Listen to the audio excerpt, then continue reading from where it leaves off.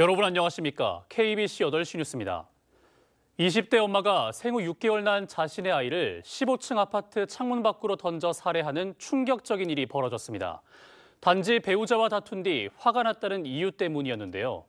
영암에서는 외국인 노동자가 다툼 끝에 동료를 살해한 혐의로 붙잡혔습니다. 박성호 기자의 보도입니다.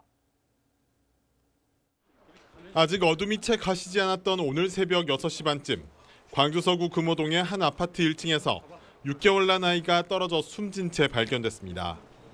아이를 살해한 것은 다름 아닌 아이의 친모였던 25살 A씨였습니다. 새벽 시간 말다툼을 벌이던 배우자가 집을 나서자 화가 난다는 이유로 자신의 아이를 15층 아파트 창문 밖으로 던져버린 겁니다. 요새 한 며칠 계속 싸우더라고 그래요. 잠을 잘 못 잤다고. 그래도 결국은 일이 터져버렸구만요. A씨는 범행 전 배우자에게 아이를 창밖으로 던져버리겠다는 전화까지 걸었던 것으로 드러났습니다. 황급히 집으로 돌아온 배우자가 아이를 찾았지만 보이지 않았고 결국 아파트 화단에서 숨진 아이를 발견하게 됐습니다. 범행 당시 A씨는 술에 취한 상태였던 것으로 전해졌습니다. 경찰은 A씨를 살인 혐의로 긴급 체포해 정확한 사건 경위를 조사하고 있습니다. 영암에서는 스리랑카 국적의 30대 이주 노동자 B씨가 다른 동료 이주 노동자를 흉기로 살해한 혐의로 경찰에 붙잡혔습니다. B씨는 사건 직전 가진 술자리에서 말다툼을 한 뒤 오늘 새벽 1시쯤 함께 지내는 숙소에서까지 승강이를 벌이다 이 같은 범행을 저지른 것으로 드러났습니다. KBC 박성호입니다.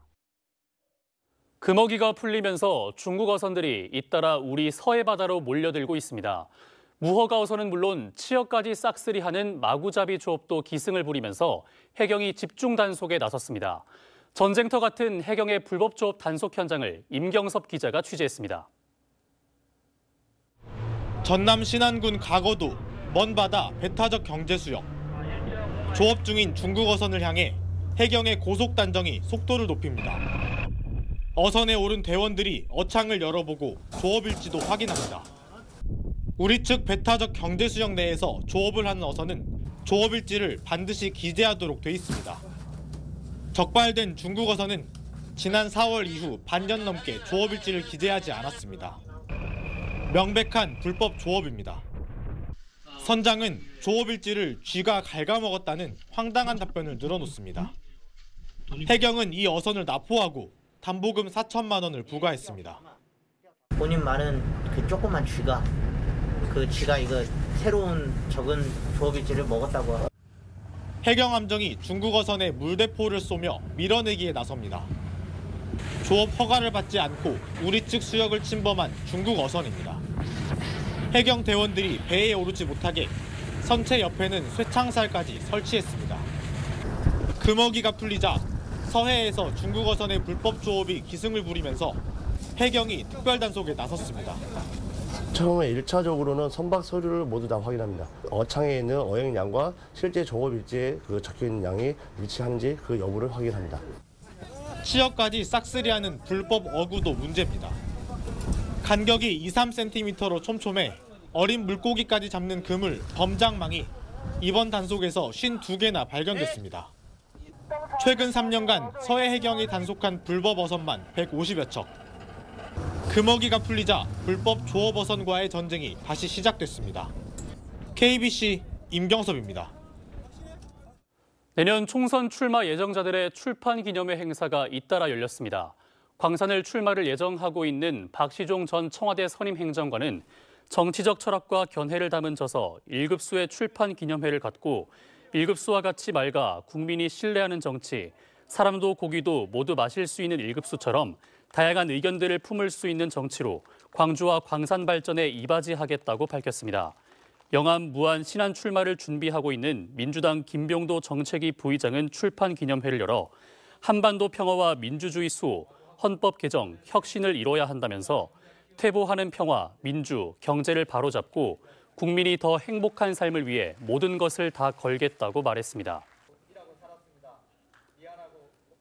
시즌 최종전을 마친 광주FC가 창단 이후 처음으로 아시아 챔피언스 리그에 참가하게 됐습니다. 광주FC는 오늘 광주 축구 전용 경기장에서 열린 K리그 38라운드 최종전에서 포항 스틸러스를 상대로 0대0으로 비겨 최종 순위 3위를 확정했습니다.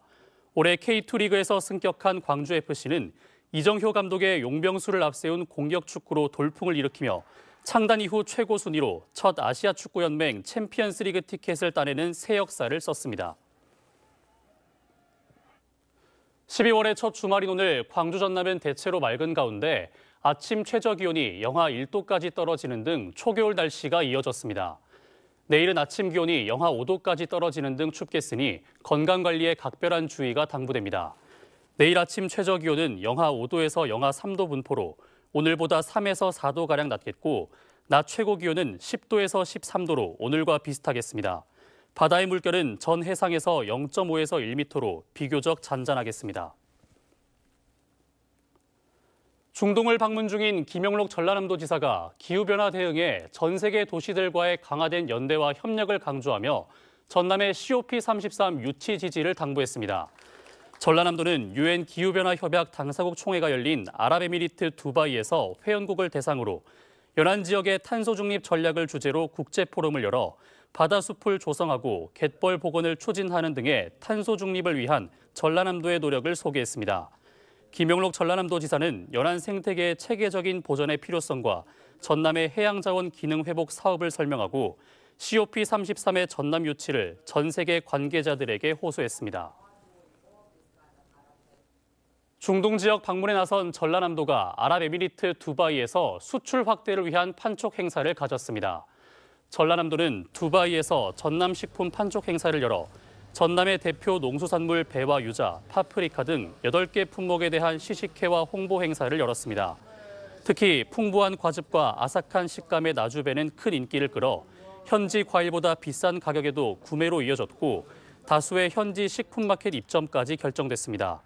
아랍에미리트는 육류의 경우 이슬람 율법으로 허용된 음식만을 섭취하도록 규제하고 있지만 식물성 식품은 상대적으로 규제가 덜해 전남 농수산물 수출에 중동 교두보로 기대를 모으고 있습니다.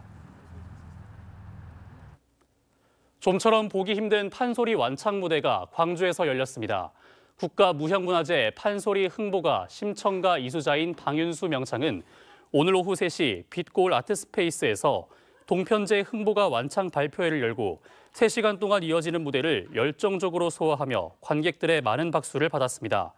방윤수 명창은 제43회 전주 대사슴놀이 전국대회에서 판소리 명창부 장원을 수상했으며 현재 광주 시립창극단원과 전남대 예술대학 겸임교수 등으로 왕성한 활동을 펼치고 있습니다. 광주 시민 93%가 교권 침해를 심각한 사회 교육 문제로 인식하고 있는 것으로 나타났습니다. 광주시의회 교육문화위원회는 광주 거주 18세 이상 남녀 700명을 대상으로 교권 강화 및 학생인권 여론조사를 실시한 결과 수업 방해, 교사 조롱, 폭행 등 교권 침해 심각성에 대해 50.3%가 매우 그렇다, 42.7%는 그렇다고 응답한 것으로 조사됐다고 밝혔습니다. 교권 침해 사례 중에서는 학부모의 폭언과 폭행, 학생의 폭언과 폭행이 심각한 문제라고 답했습니다.